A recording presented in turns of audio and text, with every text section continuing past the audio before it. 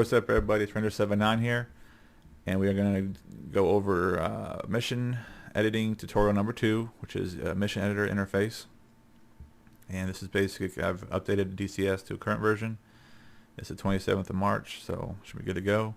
First thing I want you to do is open up your options, and under gameplay, make sure your units are under metric.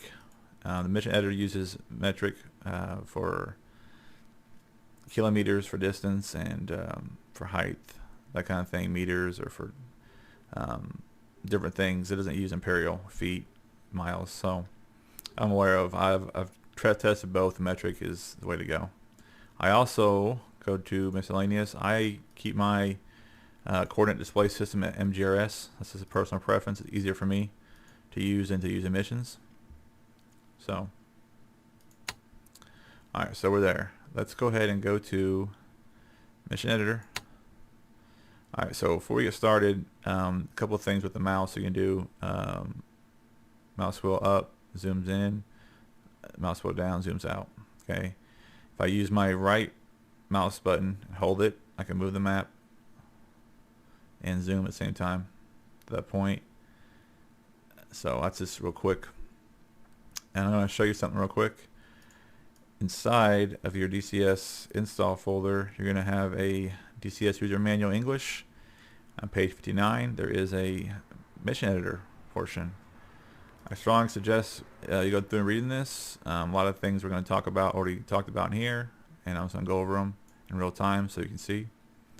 So it goes over the toolbar, system bars. It goes pretty good length and detail. So we're actually going to go to page 69, I believe. Yeah. Mission options. Okay. Go with that later. So let's hop back. Ooh, don't want to do that. So I got 2 DCSs running right now. That's not good. Let's close out one. Back to the other one. That wasn't good. All right. So we're going to first go over is some of the options on the taskbar here. Alright, first off, you want to, we're going to file, and we're going to go new to make a new mission. Okay. Here, this should be down here actually. That's how it should look when you start out. Here's your map. We only have one right now in DCS. Hopefully, we'll have 2 soon. Hint, hint. Nevada. But here's your red side. Here's your countries, coalitions, and your blue side. So here you can actually switch. Say you want Denmark on the red side. You can switch, and you can keep insurgents neutral if you want. They won't. You can create different scenarios where they won't attack the blue, but they'll attack red, or vice versa. They'll switch on you. So we're gonna make insurgents for this scenario red.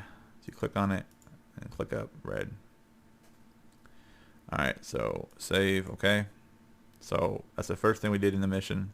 So when you save a mission, always save as Operation Take Back. I already started this before doing testing, so let's just put let's do version 1. Okay, for now. When I say that, when you make any changes you want to save, don't push the save button. This is my personal preference. You want to save as and create a new mission, and then save as again. I'd put 2 and save. Okay. The reason I say that is sometimes in the past I've had missions where it corrupted itself doing that, overwriting, and I just had more success doing the save as. And plus you can go back if you mess something up. Okay, I like to do saves periodically, so if I mess something up, I'll have to start from scratch, because you can push the delete button and delete an entire group that you placed meticulously for half an hour. So I always do the save as, big deal. So save, you can open missions from the file. Edit, you can add airplanes, different objects. I like to use the interface over here on the left to do that. Flight, I don't really use this too much. I don't know if the record AVI is even still working correctly. Don't know. It might not. I never really tried it, so something to look into. Flight. Let's go mission campaign builder. We're not going to do that. Campaign customize. This is a pretty good one. Mission options. Okay, so this is what basically you saw my options earlier in my game. I had everything pretty much simulator status. You can enforce policies in the mission. So if I want to enforce external views on, enforce, check means on, unchecked means off, I believe. Or checked means on, yeah, unchecked is off. Okay, so we're not going to permit crash recovery. F10 views, in the game you push F10, it shows your map. So right now it's set to all. Usually I like to put it allies only. So now to force everyone to only put the map, you only see allies. Random system failures will turn off. Unlimited fuel will turn off. Labels off. Game flight, game avionics mode. This is for like if you were using like a controller, like an Xbox controller, and heading up cockpit. We're not going to keep that off. I like the scene's high. We're going to force that. Sometimes dedicated servers put out medium or low. This is a 2-player mission, so it should be okay. Civilian traffic, I'm force off. I don't want trucks running through a combat zone, just going 10 miles per hour, chilling. And GFX we'll put it simulator. We'll keep on, and we'll keep that on. So that's we're going to enforce these rules for the mission. All right. Map options. You can turn off airfields, buildings, that kind of thing. It's a layer filter for the interface. Don't use this mission generator too much. An encyclopedia, you can open it up and see different things, information about units, that kind of thing. All right. So like I said, we just started some, so let's go ahead and save it. You don't have to save this often, but I'll show you an example. Let's Operation Take Back version 2. And you can also make folders and put like Operation Take Back, and so they're all in one folder. So you can see I have a lot of, when I go through mission testing, I'll do a lot of different versions so I can go back and tweak stuff. Alright, so that's done. Next thing we're going to do is look at the left panel. And like I said, if you zoom in with your mouse, I can hold my right mouse button and move stuff around, which is really key. Actually, I'm going to go ahead and turn off the MGRS grid lines and the geographical grid. Don't really need that right now. Okay, this is a little bit cleaner picture. Alright, so from this menu you can create a new mission or file new, pretty much same basis. Open a file, which we don't need to do that. Save, like I said, save as is your best friend here, I'm telling you. This is your briefing. Now we're going to put Operation Take Back. Alright, shows the red side, shows the blue side. You can put pictures here if you wanted to. You can do it when you do it in single player, the picture looks fine. Multiplayer, it squishes the picture. We're not going to have a red side, it's only going to be blue, so we want to put a blue picture there. Here's where you can do the date. Let's do July 14th.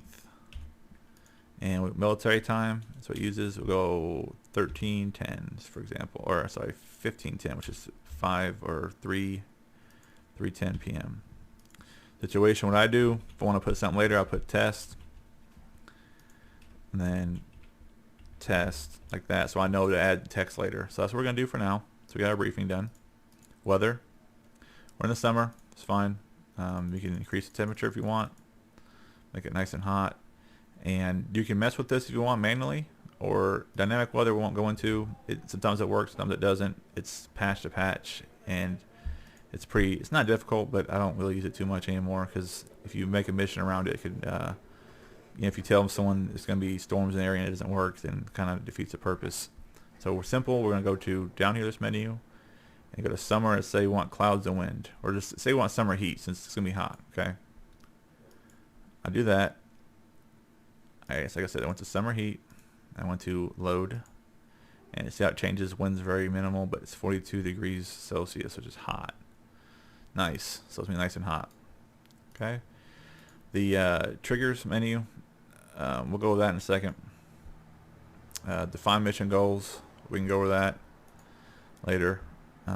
Battlefield commander. This is more for combined arms. This came about where you can have a game master who can control the entire both sides. You can see both sides, that kind of thing. Control units. Tactical commander. He's basically, you have him for red or blue, a JTAC or observer. We're not going to use this now. We're not going to have a combined arms in this mission.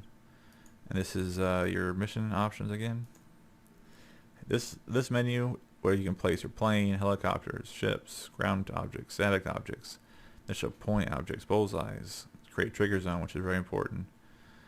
Create modified templates, view trigger lists, view unit lists, which is all very important. So right now our bullseye for blue is, click on it, over here by potty. It's kind of funny. Now for red, it's over here by Crandar Center. So we can move the bullseye if you want. You just hold the left mouse button. I selected and I'm moving it with I'm holding the right mouse button, moving. Same time, let's go and put the bullseye in Katasi City for blue. Alright, just do that. Alright, so that's your basic interface. We didn't place any units yet, but that's our basic start of the mission. And you can see we have it saved as mission 2. Since we just did a change, let's go ahead and save as mission 3, version 3. Alright, so that's just the basic interface. This is where the mission triggers, set rules for triggers. We're going to have a lot of magic. It's going to happen. And I'm going to go over that in our next tutorial video. But that's the interface. Like I said, feel free to open this manual up here. And it's located, if you right click on DCS World, open file location, DCS World, go to Docs. It's under DCS User Manual.